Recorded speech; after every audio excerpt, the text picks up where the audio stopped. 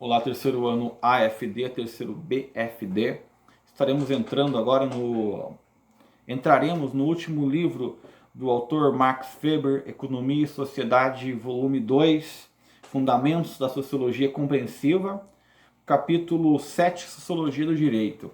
Vou trabalhar os últimos temas para finalizarmos esse autor, né? Já falamos bastante sobre ele, tinha que ser falado mesmo sobre ele. Nossa base sociológica está em Engels, Marx, Comte e Durkheim. Então, e agora o Weber, né? Deveríamos falar bastante desses autores antes de entrar na sociologia brasileira de Florestan Fernandes. E tem o Gramsci também. Aqui no início, já na página 20 da apostila que eu lhes enviei, no capítulo 7, tem uma definição do que seria, para Weber, o direito público. O que seria direito público e direito privado. Ele dá umas noções de direito porque ele era formado nisso, né? E a sociedade, como nós conhecemos, ela não funciona sem o direito. Somente as ações que, segundo o sentido que a ordem jurídica lhes deve atribuir, se refere à conservação da instituição do Estado e à execução de seus interesses, de que se cuida por conta própria, por assim dizer. Então, o Estado, o direito público, é toda ação que refere à conservação, manutenção e prolongamento dos poderes estatais. Essa é a definição. Ele também dá uma definição aqui que é conhecida, muitos sociólogos assinam essa definição, na mesma página 20, da minha apostila, tá? É capítulo 7 da obra do autor. Vale a tese de Montesquieu que somente a divisão de poderes torna possível o direito público. O que ele quer dizer? Que o direito público se baseia na vontade das pessoas, ou pelo menos abstratamente, na prática não é isso, e que se não houver a divisão dos poderes, a chance de direito público é zero. Imagine um Estado onde o presidente controla o poder judiciário, o poder executivo, que já é dele por excelência, e o poder legislativo. Não vai haver nenhum direito público, vai haver um direito privado, vai ser a vontade do presidente que vai se efetivar. Nós temos um exemplo no Brasil que foi o Dom Pedro I. Dom Pedro I fez uma constituição fictícia ali em 1824 e tinha o poder moderador, o poder que estava acima dos três poderes. Então ele mandava, o Estado era ele. E se você voltar um pouco mais, no início do século XVIII, ali, final do XVII, início do XVIII, na França, o rei Luís XIV diria o quê? Diria, eu sou o Estado sou eu, não tem outra coisa. Quando o comandante, quando o governador, quando, enfim, qualquer representante do Estado ali domina os três poderes, automaticamente o direito público desaparece. Direito público vira o desejo de um ditador, de um maluco qualquer, né? Isso vale para o presidencialismo também. Se o cara consegue comprar o STF no Brasil, se o cara consegue comprar o Congresso, né, para votar de acordo com as projeções dele, se ele corrompe o Senado para se manter no poder, o direito público desaparece e a vontade do governante é suprema. É isso que o nosso amigo Weber está dizendo ali. Ele vai para uma definição em negrito que eu deixei aí para vocês sobre como o trabalhador chega perante o empregador, né? No jeito formal de um trabalhador, ou seja, aquilo que está lá na legislação trabalhista, de fechar o contrato de trabalho de conteúdo qualquer com o empresário, não significa praticamente, para quem procura emprego, a menor liberdade de fixar as próprias condições. Bom, isso é evidente, né? Você chega, quando você vai pedir um emprego, o que você chega? Eu quero um emprego, eu preciso. Aí você olha ali, tem 50 pessoas para disputar 5 vagas. O que a pessoa ofertar, você vai pegar. Porque se você não aceitar trabalhar no domingo, então vai trabalhar no domingo até o meio-dia. Não, tranquilo. Não tem hora extra se chegar passado do horário. Não, claro, eu aceito. É essa a relação. Por isso que o Weber ele é adepto de uma burocracia estatal que disciplina ordens que devem ser seguidas. E o Durkheim falou, né, eu já expliquei isso para vocês nas aulas anteriores, que a pessoa só é livre quando o Estado ou quando o outro for impedido de violar minha liberdade. Relação empregador-empregado é uma relação que ela é díspara, ou seja, o empregador está lá em cima, o empregado aqui. Ele oferece e você pega agradecendo para não perder o emprego. Essa é a realidade. Daí a necessidade de uma lei trabalhista que de certa forma garanta um mínimo de controle, limite um pouco esse poder desse super empresário em relação a esse empregado que tem tão pouco a oferecer para além de sua mão de obra, né? Bom, aqui ele faz uma volta nesse livro às leis primitivas, explica como que os operadores do direito tendem a prejudicar o avanço da sociedade. Esses operadores do direito, eles estão distantes da sociologia. E eu falo por experiência própria, comecei um curso de direito, muitas vezes quando a pessoa que está te julgando, né, que vai nos julgar, o juiz, a pessoa que trabalha administrando o poder judiciário, seja o advogado, seja quem for, tende a esquecer que a sociedade está em transição. Para ele só importa a lei que está constituída, tem que seguir, muito no modelo de Auguste Comte, né? Vamos manter o que está na lei. Então os juízes, os operadores do direito, tendem a impedir o avanço da civilização. O que é a lei? O que deveria ser a lei na perspectiva weberiana? A lei deveria ser algo que fazia sentido num tempo e lugar, e não essa perpetuação. Não é comum você chegar perante um juiz e ele julgar sem olhar para tua cara, sem ver tua realidade, né? E aí nós temos essa civil law, essa lei civil, essa lei positivada que se impõe sobre nós e as pessoas te obrigam sem pensar nas consequências, sem saber o que está fazendo. Aí tem aqui, ó, o juiz apenas julga apenas pela verdade formal. Ele pega lá o processo. Hoje no Brasil, se você perder um prazo de processo, não importa se você tem direito ou não, você vai se lascar. Se você, por exemplo, tem todo o direito de ser ressarcido por um erro de Estado que te prendeu erroneamente, você vai ter que provar isso ainda. Enfim, há uma burocracia aqui que não é a burocracia weberiana no nosso país, para ficar no exemplo do Brasil, né? É um sistema irracional esse sistema nosso. Bom, ali na página 21, no capítulo 8, Comunidade Política, ele fala de alguns elementos essenciais. Grifado está ali. O contrapeso econômico que encontra os interesses capitalistas, imperialistas, depende, na medida que interfere em motivos puramente capitalistas, sobretudo da relação entre rentabilidade dos primeiros e dos interesses capitalistas com a tendência pacifista. Traduzindo em outras palavras, se o poder que está lucrando, se o capital continua lucrando, a tendência é ele continuar defendendo a ordem, o status quo.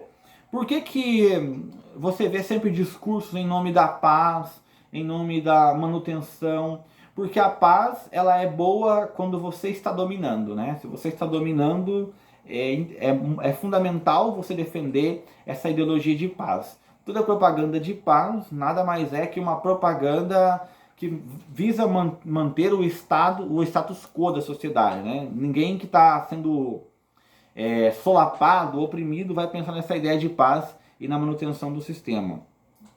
Bom, ali na página 22, se quiserem me acompanhar também, tem mais alguns elementos. Vou tentar finalizar com esse vídeo, acho que vai ser possível finalizar aqui, para não nem que fique um pouquinho longo, né?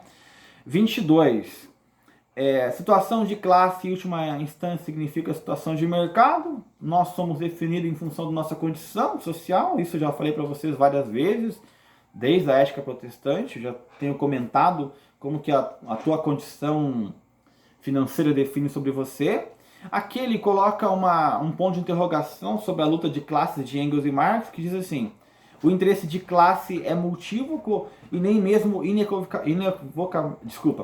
inequivocamente empírico, pois mesmo com igual situação de classe, a igualdade em todas as demais circunstâncias, a direção em que, por exemplo, um trabalhador individual perseguirá seus interesses pode ser muito mais diversa conforme sua qualificação para o serviço em questão.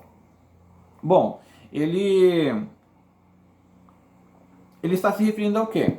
Se referindo ao fato que a questão de classe, de você unir uma classe que está numa posição econômica igual, serve para a base de estudo. Falar o proletariado, a classe tal, mas eles não têm os mesmos interesses. E é muito mais comum você ver um trabalhador se preocupar com a sua situação individual do que com o interesse da própria classe. E aí o Engels, iria explorar isso para a questão da habitação, né? Sobre como as pessoas, quando conquistam alguma coisa, conquistou alguma coisa um pouquinho acima do que tem, já vai abandonando essa noção de pertencimento. O pertencimento normalmente é quando todo mundo está na desgraça e um precisa do outro. Quando o trabalhador começa a ter um destaque, ou seja formar, ou foi promovido alguma coisa, ele tende a abandonar essa questão de ação de classes. Continua ali, toda classe pode ser portadora de uma ação de classe, uma ação conjunta, né? Possível em inúmeras formas diferentes, mas não é necessariamente em todo caso ela mesma, não constitui uma comunidade e leva a distorções tratá-la como conceitualmente equivalente a uma comunidade. E a circunstância que as pessoas da mesma classe costumam reagir diante de situações tão sensíveis quanto as econômicas, como uma ação de massas no sentido da média mais adequada aos seus interesses.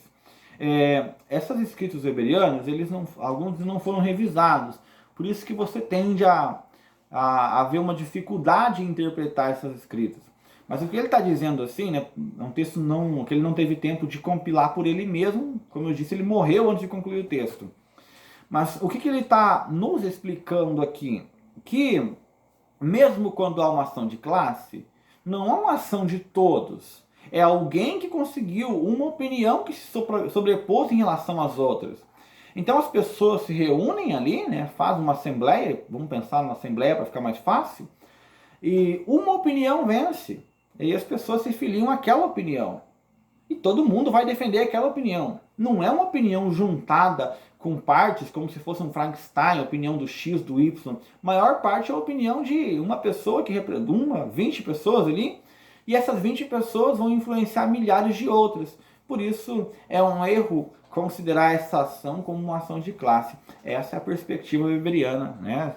Se você está reunido, um bom orador é capaz de fazer com que a sua opinião vire a opinião de toda a classe. Mas assim, vire de maneira que a pessoa se filia sem raciocinar, né? Não é uma construção. A construção, de fato, é uma coisa muito mais rara de acontecer. Você sentar argumentos contrários, aquela opinião inicial ser transformada dialeticamente, igual a proposição marxista, é uma questão bem mais complexa de acontecer. Bom, ele cita outro impeditivo para a revolução social também, que os trabalhadores eles não são capazes de identificar os verdadeiros inimigos. É muito mais comum, por exemplo, aqui no título dele, eu vou ler o texto para ficar na palavra dele. O rancor dos trabalhadores não se dirige contra rentistas, acionistas e banqueiros, ou seja, quem lucra de fato, né? Ainda que precisamente a classe deles que aflui mais lucro. Em parte obtido sem trabalho. Eles especulam e lucram, não são produtores, eles apenas lucram. Então o rancor é dirigido a quem? A pessoa que está diretamente na fábrica, ao dono do mercadinho que você faz compra, ao teu gerente que você acha que ele é teu inimigo, ao teu patrão ali. As pessoas que lucram de verdade não são acessíveis porque nós nem vemos elas no Brasil. Quem lucra de fato nem está no Brasil, nós nem sabemos quem é, né? Por isso que é difícil você pensar em uma revolução de modo a transformar. Normalmente as classes que mais entram em conflito é a média com a classe baixa, né? Você critica o teu patrão, o teu gerente, que é da classe média, porque é ele que é o cara que limita o teu poder. É ele que faz você fazer a hora extra mais tarde. É ele que faz você pagar mais caro por um produto X no mercado, que te diz não quando você pede fiado. Então você passa a ter ódio desse ser. E aí a burguesia, né, os bosses, para utilizar o termo do Weber, né, os bosses estão lá longe, em outro país, em algum paraíso fiscal, somente vivendo de lucros, ligando no mercado de ação, confabulando entre eles, fazendo acordo entre inimigos. Não há inimigos, na verdade, né? Apenas interesses. A única inimizade é perder dinheiro. E você nunca vê essas pessoas, elas nos governam, alteram nossa forma de viver e nós continuamos vivendo sem perceber. Bom, o capítulo 9 fala sociologia da dominação.